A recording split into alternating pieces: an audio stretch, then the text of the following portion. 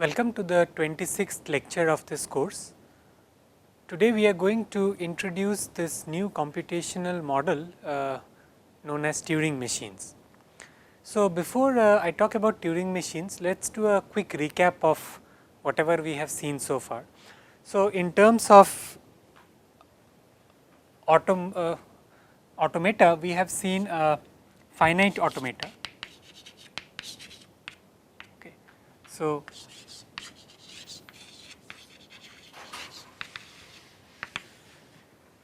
in finite automata, we had a finite control and no memory. Then we introduced push down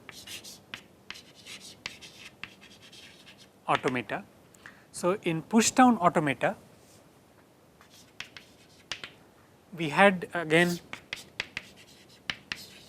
finite control plus memory in the form of a stack. Okay. So, by finite control essentially we mean that the set of states is finite in nature. So, in finite automata both deterministic and non-deterministic, we do not have any memory in that model, but in the case of push down automata we have an unbounded stack as our memory. Okay. So, there is no bound on the length of the stack that can be used. The only restriction is that it is a stack. Therefore, we can only access the topmost element at any given point of time. So, now the question is that how can we extend this? So, instead of a stack, what if we consider other data structure? So, a Turing machine is essentially an automata where we have finite control plus memory in the form of a tape instead of a stack. So, what is a tape? A tape is again an infinite data structure, but in the case of a tape we can access any cell at any given point of time. Okay. So, a tape has a tape head which is pointing to some cell of that tape, and we can move the tape head left or right whichever way we want and access whichever cell we want to. Okay. We do not have to erase contents of the tape to access a certain cell as we had to do in the case of a stack. So, that is essentially what a Turing machine is. We will see more formally what is the definition, how do we define a Turing machine. But before that, let me give a brief historical motivation as to how Turing machines were invented or how they were discovered. So, a Turing machine somewhat contrary to what the name suggests, it is not a mechanical machine, it is not a machine in the sense that we colloquially use it. Okay. It is a mathematical object, it is basically an automaton, it is a mathematical object which is modeled to simulate computation. Okay. So, any computation or computation can be modeled in a Turing machine in a similar way that it had been done in the case of finite automaton and push down automata. So, Turing machine was introduced by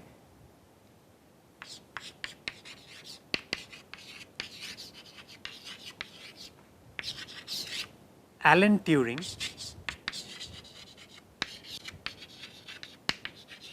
in 1936. So, the historically it is very interesting how Turing machines were actually discovered. So, what Alan Turing was trying to do is Alan Turing was trying to understand the limits of computation. So, are there any computational problem which cannot be computed in the sense of the word. So, in 1936 we did not have computers that we see today. So, but the definition of computation was sort of clear. I mean, any process that can be used to obtain an answer from a given input using a step by step process. Okay. For example, if I want to multiply two numbers, I can always do that on pen and paper. I can always devise an algorithm that would tell me how to go ahead multiplying two numbers in a step by step manner to obtain the product of the two numbers. Okay. Similarly, for other problems also there are methods that you can apply in order to get the solution from the input in a step by step manner. So, the question that Alan Turing or even mathematicians before Alan Turing were interested in is that, is there any problem, is there any computational problem where you cannot actually obtain a solution, okay, by going in a step by step manner. And to actually prove this, it is essential to give a mathematical modeling of what computation is. Okay, so, informally we understand what we mean to solve a problem in a step by step manner to devise an algorithm, but in a generic manner, how do we define such computation, or how do we define algorithm? So, to answer this question, Turing actually came up with this model which today we call as Turing machine, and he showed that there are problems, there are computational problems which cannot actually be solved using using the Turing machine. And what he proposed as a hypothesis is that any problem that can actually be solved even by, let us say, the most powerful computer can also be solved by Turing machine. Okay, so, there were no computers at that time. So, what he essentially said, what is popularly today known as the Church-Turing hypothesis, is that any problem, for any computational problem that can be computed also has an algorithm using Turing machines. Okay. So, it is still a hypothesis, there is no formal proof of this statement, but what the interesting thing that Turing showed is that there are problems that can be modeled as computational problems which cannot be solved using Turing machine.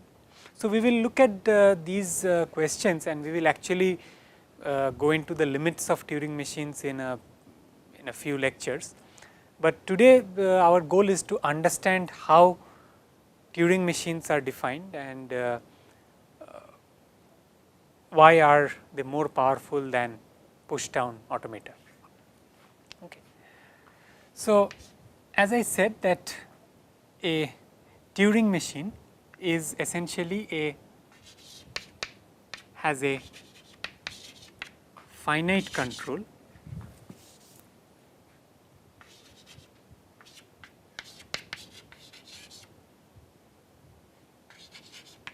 with a tape. Okay. So, the tape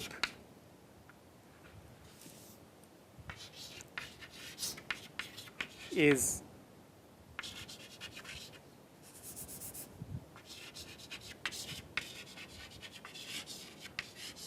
unbounded, and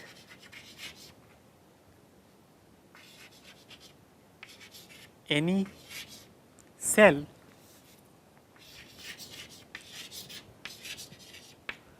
of the tape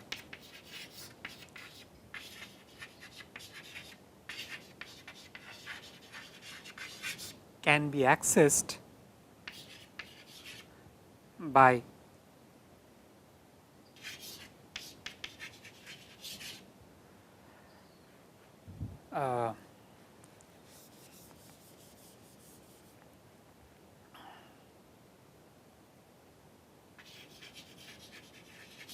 using a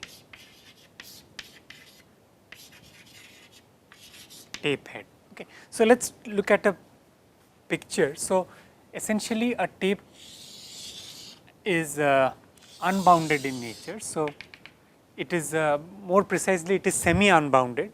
So, in the left side there is a bound. So, you cannot move to the left of the this boundary on the left, but on the right side it is unbounded. So, this is how you can picture, and it has cells. Okay. So, every cell is capable of containing one symbol,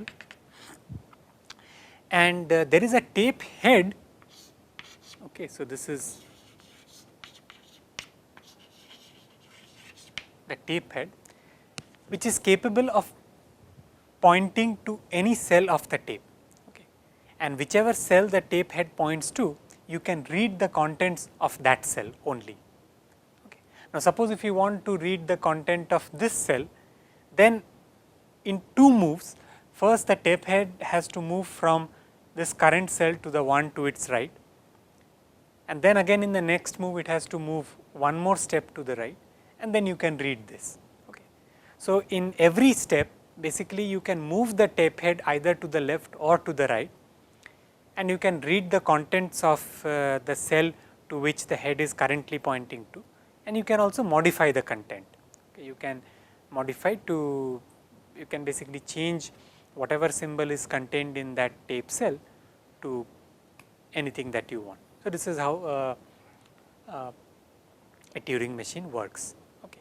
So, essentially the tape corresponds to the memory of the Turing machine. Okay. So, if you want to think of this as a computer, so the finite control is essentially the CPU of the Turing machine, of the computer. Okay. So, the finite control is able to decide where your tape head should move to, what contents it should be replaced by. So, suppose if you are running an algorithm, your finite control is essentially the steps of the algorithm, what essentially you need to do at every step, and the tape is essentially the memory that your algorithm uses. Okay. So, whatever content that you want to save in order to compute something. Okay. So, now a Turing machine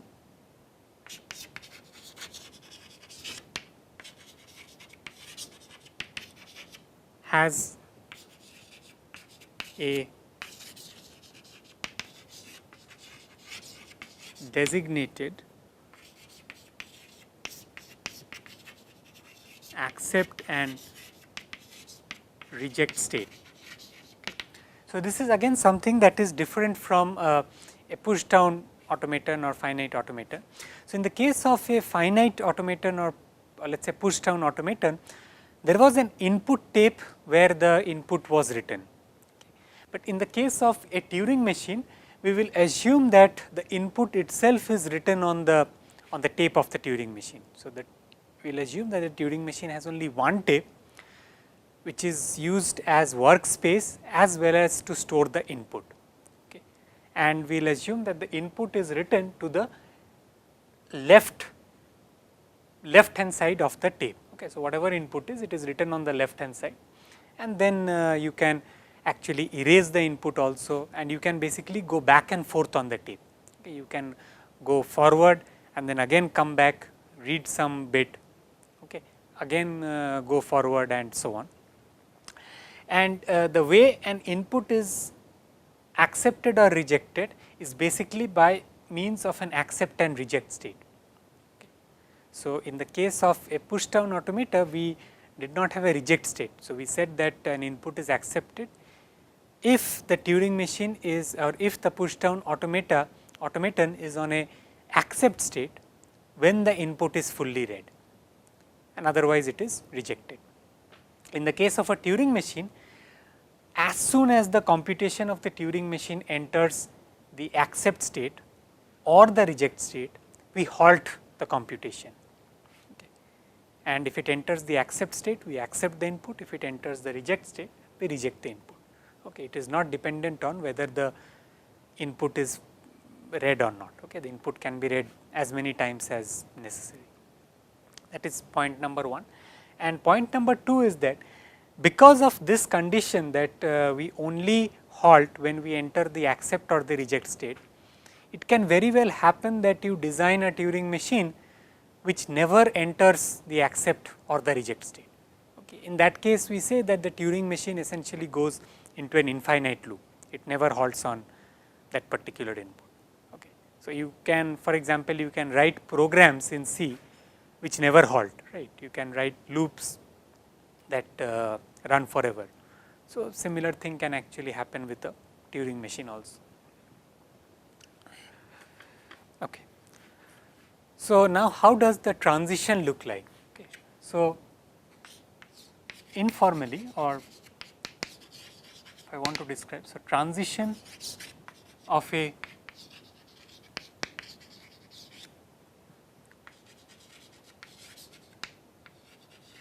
Turing machine essentially looks like the following.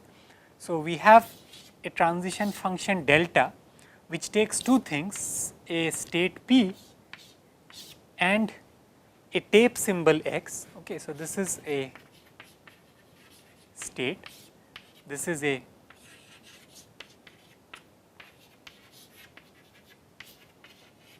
tape symbol, and it produces a triplet q, y and let us say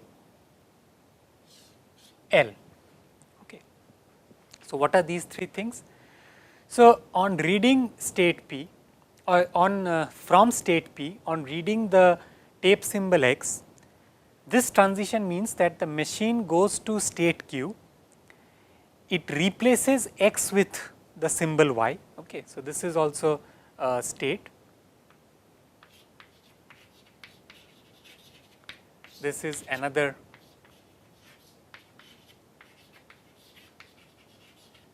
tape symbol, and the head moves to the, so this is the movement of the tape head. Okay. So, after reading the symbol x, the machine replaces x with y and the head moves one cell to the left. Okay. So, instead of L you can also have R, which would mean that the head moves one cell to the right. Okay. So, I had said earlier that the head only moves either one cell to the left or one cell to the right. So, this last parameter, this last element of the tuple essentially represents that fact. Okay.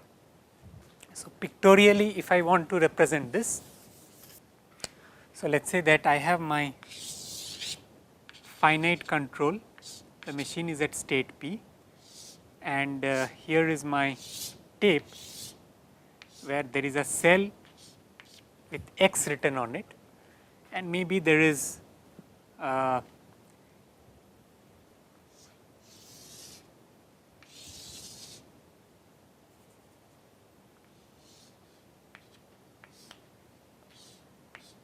okay. So, let us say the left cell has u written on it, the right cell has some symbol v written on it and the remaining tape contains some other content. So, this is before the transition. Okay. So, after the transition, okay, what happens? So, if I look at the transition delta Px going to Q, Y, L, what happens after the transition? So, after the transition it moves to state Q. On my tape I replace x with y, okay, and sorry, the tape head moves left. Okay. So, the tape head will basically point to u now. Okay. So, this is basically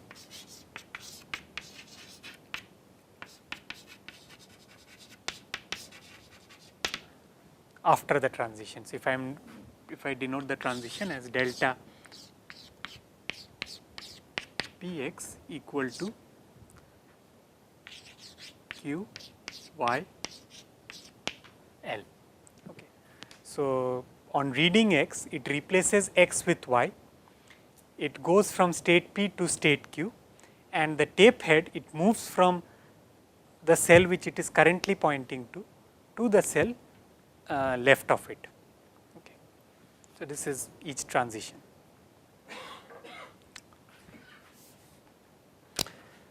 So, therefore, if I want to formalize this, what does the transition function, I mean how to define the transition function.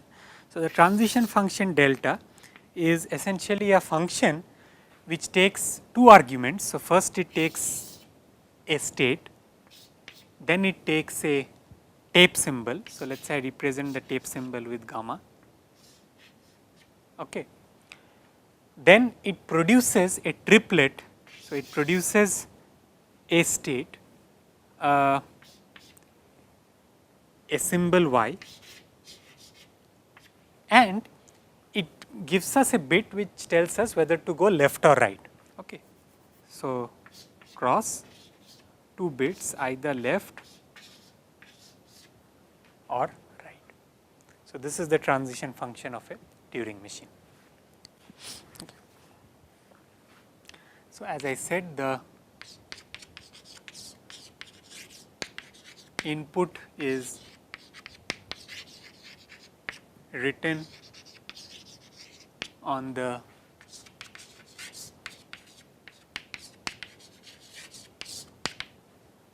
tape itself. Okay. So, it is written on the tape. I mean actually you actually begin the computation with only the input written on the tape, and there is a special symbol. Okay. So, before I say that, so we will assume that, so because the input is written on the tape itself, what we will assume is that the input alphabet sigma is a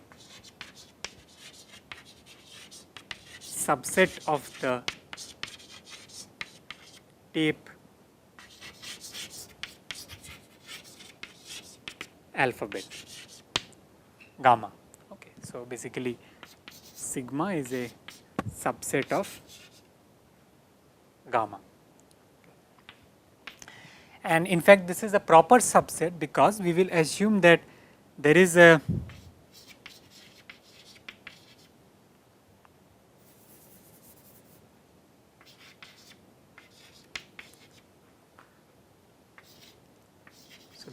blank symbol. Okay. So, this is represented as a open box like this, which belongs to the tape alphabet gamma, but not the input alphabet sigma. Okay. So, there is a blank symbol gamma which belongs to there is a blank symbol which belongs to the tape alphabet gamma, but it does not belong to sigma. Okay. So, this is just to distinguish the input from the remaining contents of the cell. Okay. So, at the very beginning what we will assume is that in the beginning we will assume that, so initially the tape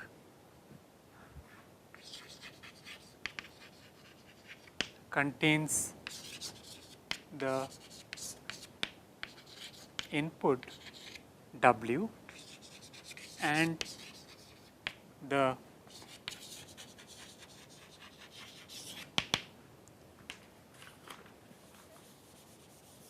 remaining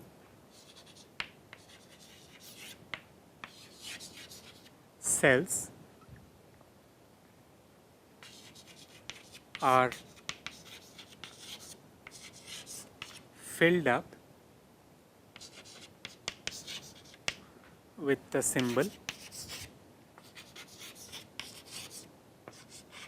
Okay. So, initially basically we have the tape which contains W till let us say some point, and the remaining cells are filled up with blank. Okay. So, this is the initial configuration. So, one more point. So, because we have this assumption that or because if the way we define a tape, the tape is bounded on one side. Okay. So, when we look at the tape, if I look at the leftmost cell of the tape, I cannot go beyond the leftmost cell, I cannot go to the left of the leftmost cell. So, therefore, when I define the transition function, I need to have this additional point that if the input head tries to move to the left of the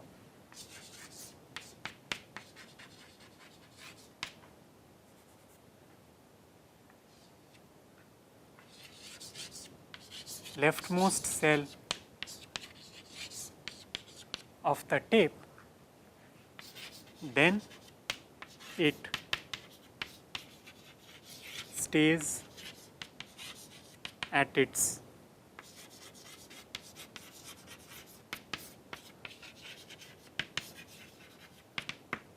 current position. Okay. So, if the input cell actually tries to move to the left, then it will not make that move and basically just stay at its current position. Okay.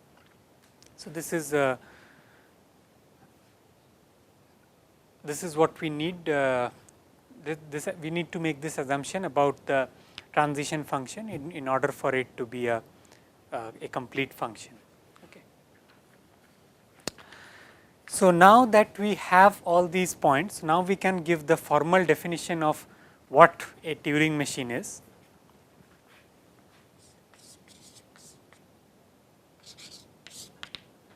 So, a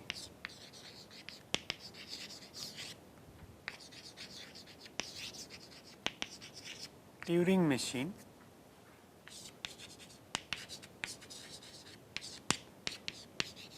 in short TM, okay, is the tuple, let us say M equals Q sigma gamma delta Q naught. This is the start state, and we have two other states, QA comma QR, okay, where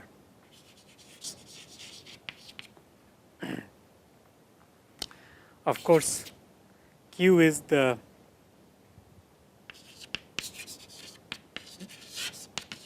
set of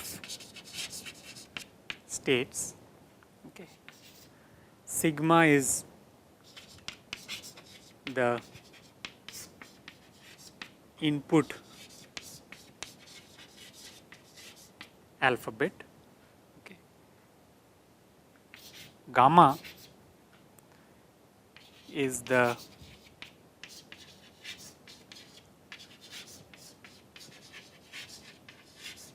tape alphabet, okay, where sigma is a subset of gamma, and there exists a blank symbol which is contained in gamma, but not in sigma. So, this is the set minus sign. Okay.